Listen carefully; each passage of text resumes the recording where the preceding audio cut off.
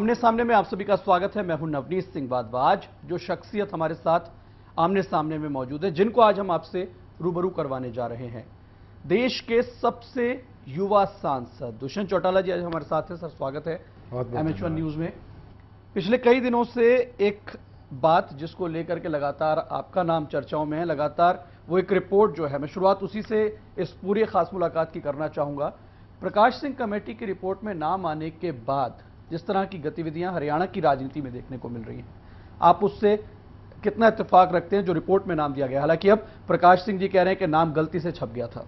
अगर इतनी बड़ी गलती एक इतना सीनियर, और एक नहीं तीन इतने सीनियर अधिकारी कर देते हैं, तो मेरे ख्याल से गलती नहीं है, इसमें सरकार की मंशा सामने आ गई। और जिस तरह की ट्वीट उनने किया, और उनने खुद कहा कि ये वो अंश हैं जो मेरे को प्रदेश पुलिस ने दिए, इसका मतलब तो उनने कोई इंक्वायरी करी नहीं। जो डाटा उनके पास पुलिस के द्वारा दिया गया, उनने उस डाटा को प्रिंट किया। इसके अंदर जिम्मेवारी तो कोई लेगा। और मैं जिस तरीके से, चाहे वो प्रिविलेज की लड़ाई हो चाहे कानूनी लड़ाई हो, दोनों ओर पर लड़ूंगा। और सरकार को जब तक मेरा नाम उस रिपोर्ट से नहीं हटता तब तक अपनी लड़ाई को आगे रखता रहा। लेकिन उनका कहना है कि नाम उनकी तरफ से हटा दिया गया है। वो कह रहे हैं कि आपका नाम नहीं था, दिग्विजय चौटाला का नाम था।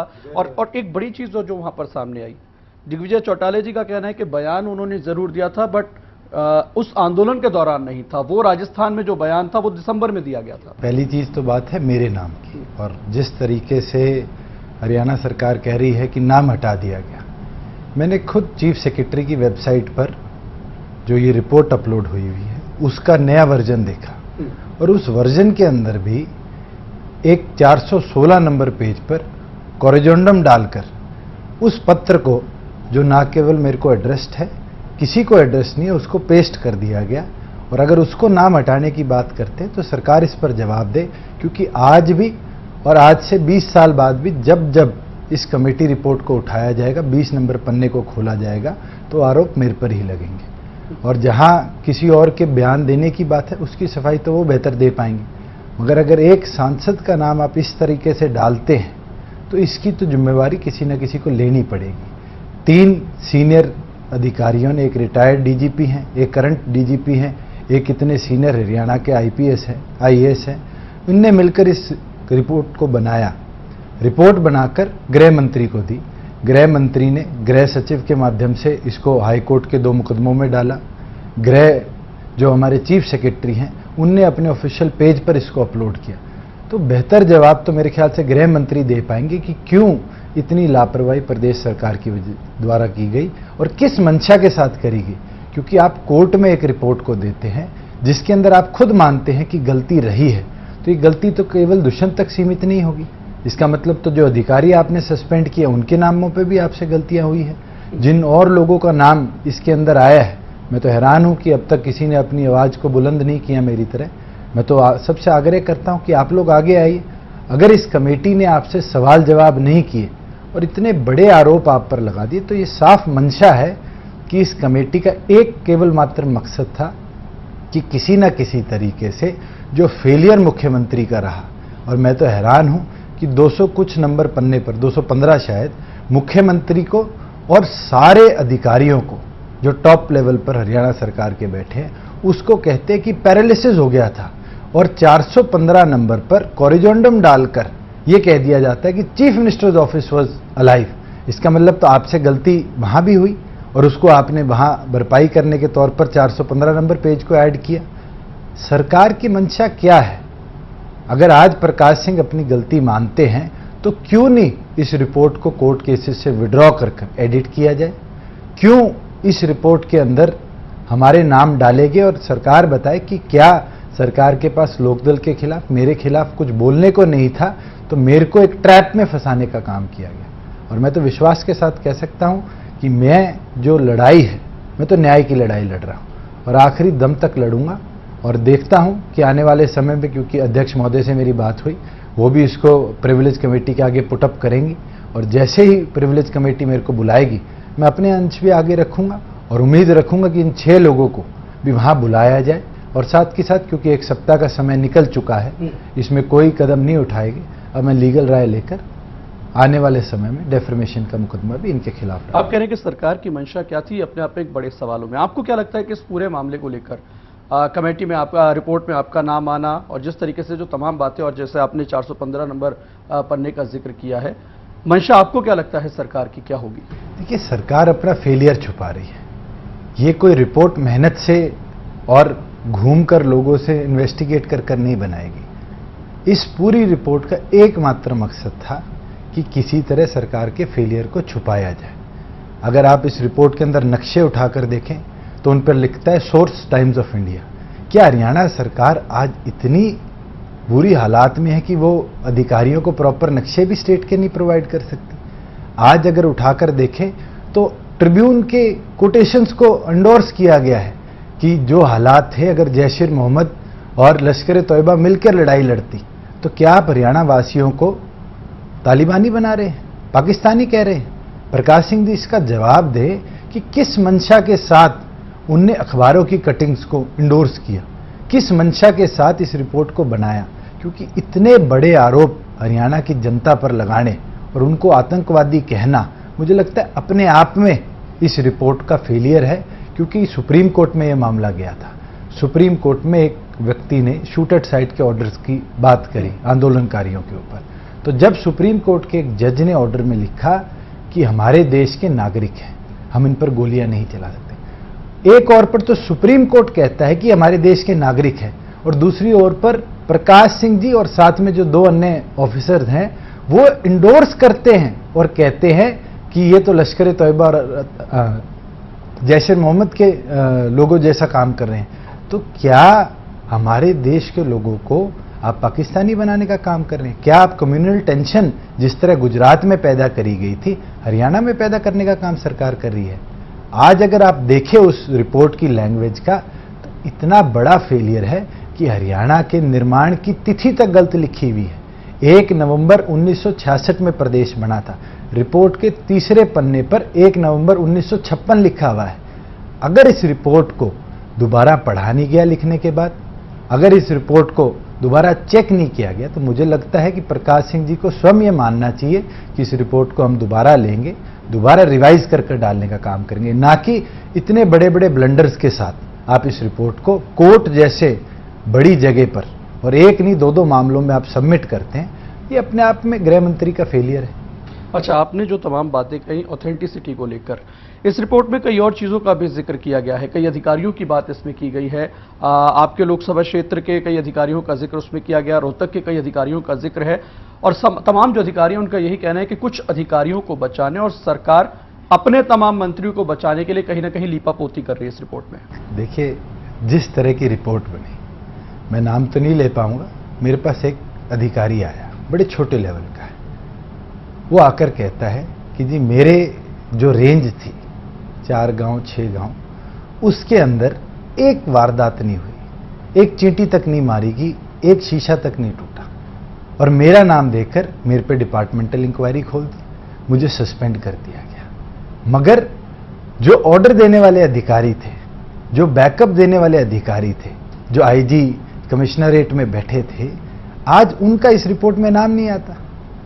एक और पर तो सरकार बधाई देती है। मैं आपको एग्जांपल देता हूं, सांपला का एसएचओ था राजेंद्र, प्रकाश सिंह जी खुद थाने में गए, एसपी साथ मौजूद था, गांव वालों ने आकर बोला कि इसने हमारी जान बचाई, इसने हमारा सहयोग किया, इसने यहां पर कुछ होने नहीं दिया। उसको ऑन स्पॉट 5100 रुपया एसपी अपनी जेब से देकर आते हैं। एक और पर तो आप उसको अप्रिशिएट करते हैं और इस रिपोर्ट के आने के बाद उसके खिलाफ भी डिपार्टमेंटल खोल देते हैं। तो क्या मंशा है सरकार की? एक और पर रिवॉर्ड, एक और पर आप उसके ऊपर डिपार्टमेंटल खोल रहे हैं। तो मंशा साफ हो चुकी कि जो ऊपर लेवल पर फेलियर रहा उसको छुपाने पर नीचे लेवल के अधिकारियों के ऊपर कार्रवाई करी जा रही है। सबसे पहली अगर कार्रवाई होनी थी तो आईजी रोहतक के ऊपर होनी थी, क्योंकि सबसे पहली गोली इस आंदोलन में अगर कहीं चली तो आईजी ऑफिस के अंदर से लगी, एक 17-18 साल के युवा की गर्दन में लगी। और अगर कोई एक्शन लिया गया तो आईजी के ऑर्डर अनुसार, क्योंकि जब मैंने पार्लियामेंट में नेकीराम कॉलेज, जाट कॉलेज का मामला उठाया कि छात्रों को पीटा गया, तो तुरंत प्रभाव से सरकार ने क्यों आईजी रोहतक और 2 डीएसपी को सस्पेंड किया गया? खुद प्रकाश सिंह जी मानते हैं कि इस रिपोर्ट के अंदर कि नेकीराम कॉलेज पे जो हुआ वो नहीं होना चाहिए था, उसने इस आंदोलन को भड़काया। मगर वहां भी बायस कर देते हैं। आप 2 डीएसपी सस्पेंड होते हैं, एक का नाम लिख देते हैं, आईजी को आप क्लीन चिट दे देते हैं। तो सरकार इस पर जवाब दे सकती है कि किस मंशा के साथ ये पिक एंड चूज की पॉलिसी बनाएगी इस रिपोर्ट को बनाने के लिए, और किस मंशा के साथ इस रिपोर्ट को पब्लिक के बीच में। अगर सरकार जवाब नहीं देती है तो आपकी क्या रणनीति होगी? देखिए, हम तो कोर्ट के माध्यम से लड़ाई लड़ ही रहे हैं। मेरे मामले में तो मैं लड़ाई लड़ूंगा, पर मैं लोगों से अपील करता हूं, अगर आपको लगता है, और स्पेशली जो अधिकारियों के ऊपर कार्रवाई हो रही है जिनको सस्पेंड किया है, अगर आपको लगता है कि सरकार की मंशा साफ थी कि आपको पिक एंड चूज के माध्यम से अपने चुनिंदा लोगों को बचाने के लिए फंसाया जाएगा, तो खुलकर आवाज बुलंद कीजिए। और आप आवाज बुलंद करेंगे, कहीं मेरी जरूरत रहेगी मैं भी आपके साथ खड़ा हूं। अच्छा, कई लोगों से बातचीत हम लोगों की भी हुई थी रोहतक इलाके में, खासतौर पर जिस दौरान प्रकाश सिंह जी दौरे पर थे रोहतक के झज्जर के, उस दौरान कई लोगों ने शिकायत ये भी की कि उनकी बातें नहीं सुनी गई। जब उन्होंने कहा कि हमारा कितना नुकसान हुआ है, आके उसका आकलन किए, तो वो वहां पर भी नहीं गए। इसको लेकर के भी कई सवाल हैं। देखिए, मेरी लोकसभा का खुद का एग्जाम्पल है। सिसाए और हांसी के बीच में थोड़ी टेंशन थी। वहां पर प्रकाश सिंह जी एक एरिया में जाते हैं, दूसरे एरिया के लोगों से बात नहीं करते, तो ये क्या बायस नहीं है? रोहतक में भी ऐसा हुआ, पीडब्ल्यूडी रेस्ट हाउस में बैठकर वहां पर अधिकारियों को बुलाकर, लोगों को बुलाकर, और कोई हजारों की तादाद में लोगों को नहीं, मेरे ख्याल से सैकड़ों से भी कम, 100 से भी कम लोगों से पूछकर आपने बयान छाप दी।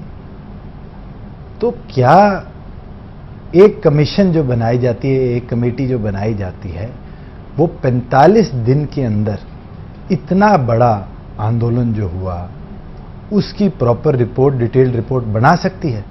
क्या प्रकाश सिंह जी अपने आप को इतना एफिशिएंट मानते हैं? या तो वो आकर कहें कि मैंने हर एक पहलू को जांचा, परखा और इस रिपोर्ट में लिखा। और अगर उनने हर एक पहलू को जांचा ही नहीं, परखा ही नहीं, तो ये रिपोर्ट तो अपने आप में इनवैलिड है। और साथ तौर पर जस्टिस सरो है हरियाणा पंजाब हाई कोर्ट के, उनका खुद की टिप्पणी इस रिपोर्ट पर थी कि ये तो अनकॉन्स्टिट्यूशनल रिपोर्ट है। जो कमीशंस, जो रूल रेगुलेशन है कमीशन को क्रिएट करने के लिए कैबिनेट के डिसीजन के बाद, ये तो उसको फुलफिल नहीं करते, क्योंकि इसमें एक रिटायर्ड जज नहीं है। तो क्या हाई कोर्ट के अनकॉन्स्टिट्यूशनल मानने के बाद भी हरियाणा सरकार इसको कॉन्स्टिट्यूशनल मान गई? लेकिन दुष्यंत जी, खुद सरकार के मंत्री भी कह रहे हैं कोई गीता नहीं है ये रिपोर्ट जो इसको सत्य माना जाए। अगर इस तरह की तमाम बातें हैं, जब कमेटी का गठन भी किया गया था तब भी ये बात सामने चीज बताता हूं कि भारतीय जनता पार्टी के पास और कोई शब्द नहीं है, हर चीज को गीता के साथ कंपेयर करते हैं, क्योंकि एजेंडा उनका एक ही है कि किसी तरीके से गीता को आगे ले जाए। गौ गीता वाला एजेंडा है सिर्फ। मैं तो स्पष्ट कहता हूं कि गीता हमारा एक ग्रंथ है, आज हमें बहुत कुछ उससे सीखने को मिलता है। ये कमेटी की रिपोर्ट है, ये उसके पांव के नाखून के बराबर भी नहीं है, और हमें इनकी तुलना भी कभी नहीं करनी चाहिए। और जिनने ये बात कही है उनको आके माफी भी मांगनी चाहिए कि हमने एक अनकॉन्स्टिट्यूशनल चीज को इतने बड़े ग्रंथ से कंपेयर करने का काम किया है। और जहां आप कहते हैं कि मंत्री नहीं मानते, मैं तो स्पष्ट पहले दिन से कह चुका हूं कि आज इस रिपोर्ट को इसीलिए बचाया गया कि मुख्यमंत्री का जो फेलियर था, गृह मंत्री का जो फेलियर था, उसको छुपा दिया जाए, उस पर लिपापोती कर दी जाए। और आज उसका नतीजा है कि खुद भारतीय जनता पार्टी में बगावत है। एक बार फिर से जो प्रदेश है वो जाट आंदोलन के मुहाने पर खड़ा है। पिछले कई दिन से लगातार अभी तक शांतिपूर्वक प्रदर्शन लगातार किया जा रहा है। ऐसे में बीजेपी आलाकमान भी सरकार को यह कह रहा है कि इसको तरीके से हैंडल करें, सरकार तरीके से अभी भी टैकल नहीं कर पा रही है। क्या आपको भी लगता है कि अगर इस बार भी सरकार कहीं चूकी तो नुकसान हो सकता है प्रदेश का? देखिए, जिस तरह के हालात बनाए जा रहे हैं, आंदोलन कोई पहला नहीं है या पहली सरकार के सामने नहीं है। आंदोलन तो जब से हरियाणा प्रदेश बना है निरंतर हर सरकार को फेस करना पड़ता है। मगर कितनी एफिशिएंसी के साथ आप लोगों से बातचीत कर कर कोई रिजल्ट निकाल सकते हैं, क्योंकि कोर्ट के विचाराधीन है। और जब कोई चीज कोर्ट के विचाराधीन होती है आप उसके ऊपर से नहीं जा सकते। मगर रास्ता है सरकार के पास। सरकार ने खुद विधानसभा में इस बिल को जब लाने का काम किया तो कहा था हम शेड्यूल 9 में भेजने का काम करेंगे। आज गवर्नर के साइन हुए और कोर्ट के स्टे आने से पहले 15 दिन का समय था। 15 दिन में एक पत्र केंद्र सरकार को मुख्यमंत्री नहीं भेज पाए। 15 दिन लग जाते हैं एक पत्र भेजने में। एजुकेशन और पंचायती राज जब बिल आया तब रात को 11:15 बजे गवर्नर बिल पे साइन करते हैं, अगले दिन गैजेट नोटिफिकेशन इश्यू हो जाता है और ये बिल 45 दिन लगा देता है गवर्नर महोदय के पास। तो ये चीज तो स्पष्ट हो चुकी कि सरकार की मंशा क्या है। सरकार चाहती है प्रदेश का माहौल खराब हो, क्योंकि इन लोगों की सोच है और ये सोच को तो खुद रोहतक के विधायक मनीष ग्रोवर ने पब्लिक कर दिया।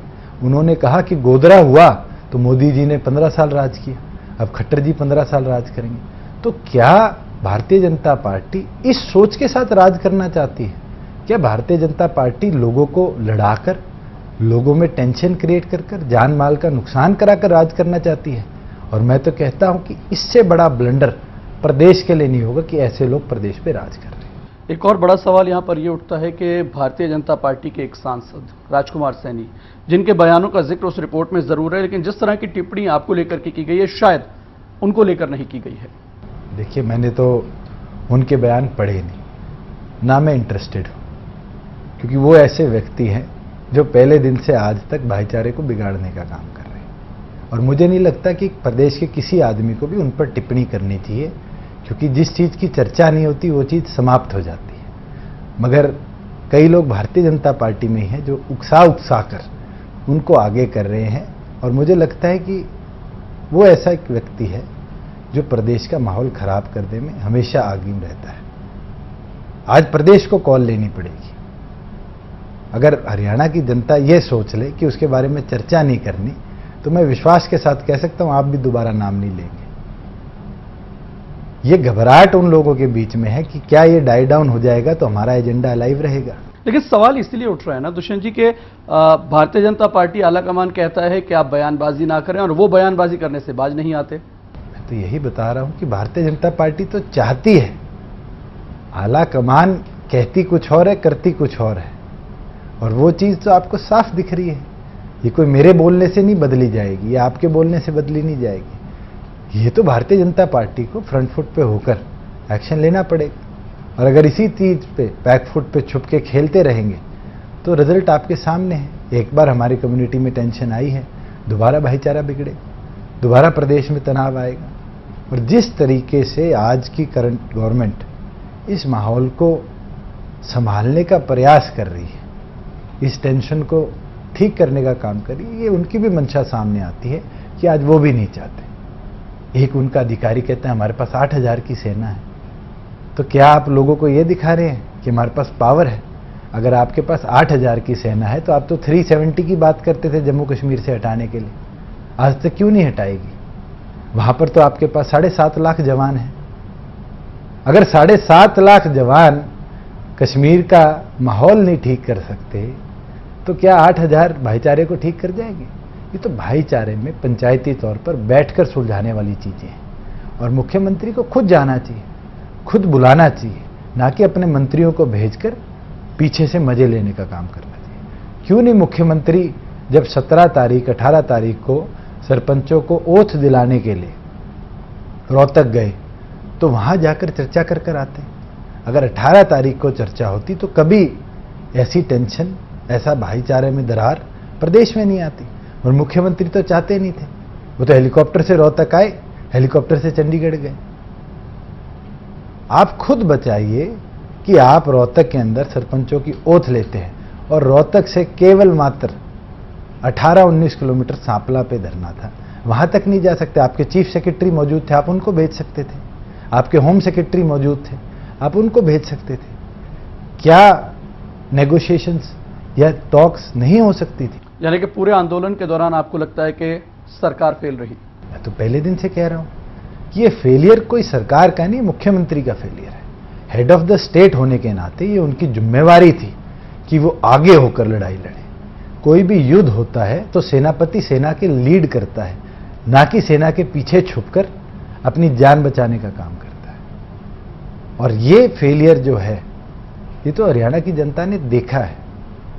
और जिस तरह के कदम उठाए गए सरकार द्वारा, जिस तरीके से बीएसएफ को, आर्मी को बुलाकर बिना मजिस्ट्रेट ऑर्डर गोलियां चलाई गई, निर्दोषों को घर में घुसकर गोलियां मारी गई, वो साफ कर देती है। अब लाडसोली गांव है, रिपोर्ट कहती है कि वहां पेट्रोल बम मिले, वहां वेपन्स मिले, वहां स्टोन पेडलिंग हुई, और वही लाडसोली के अंदर डीसी और एसपी जाकर एक एफआईआर रजिस्टर करते हैं एक युवक की मौत पर, और वहां लिखते हैं कि स्टोन पेडलिंग के बदले में हमें एक्शन लेना पड़ा, और उस युवक को घर में घुसकर गोली मारी गई।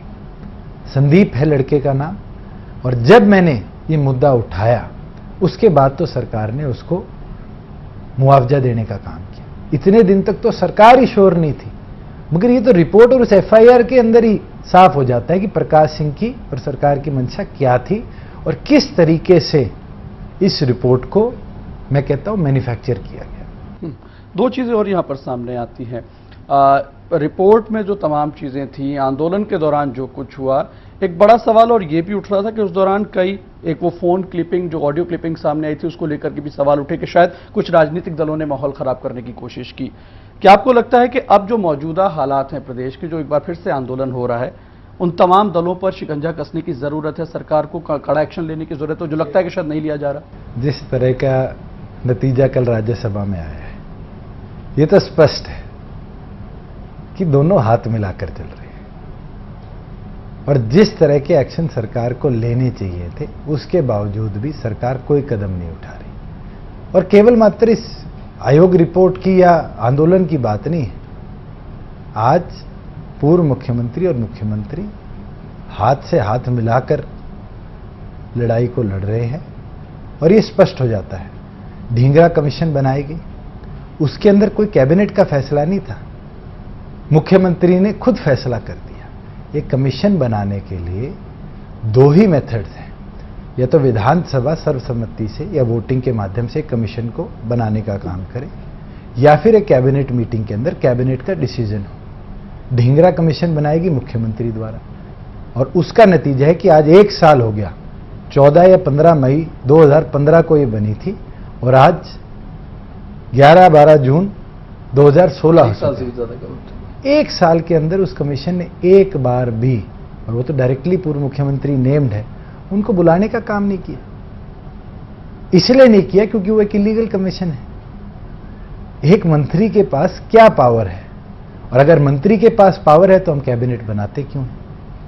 जो कानून में प्रावधान है उनकी धज्जियां उड़ाकर ये सरकार दिन ब दिन कदम उठा रही है, और आज उसका नतीजा है कि इतने बड़े आंदोलन में साफ तौर पर लोगों के नाम आए, मगर आज तक इस सरकार ने एक कदम नहीं उठाया। चलिए, वक्त एक ब्रेक का है। ब्रेक के बाद बात दुष्यंत चौटाला जी से, जो कि जिक्र अभी खुद दुष्यंत चौटाला जी ने किया राज्यसभा चुनाव के नतीजों का। बात उनकी और बात खुद सांसद साहब के कामों की, जो तमाम मुद्दे उनकी तरफ से लोकसभा में उठाए गए। एक छोटा सा ब्रेक, जल्द वापस लौटते हैं।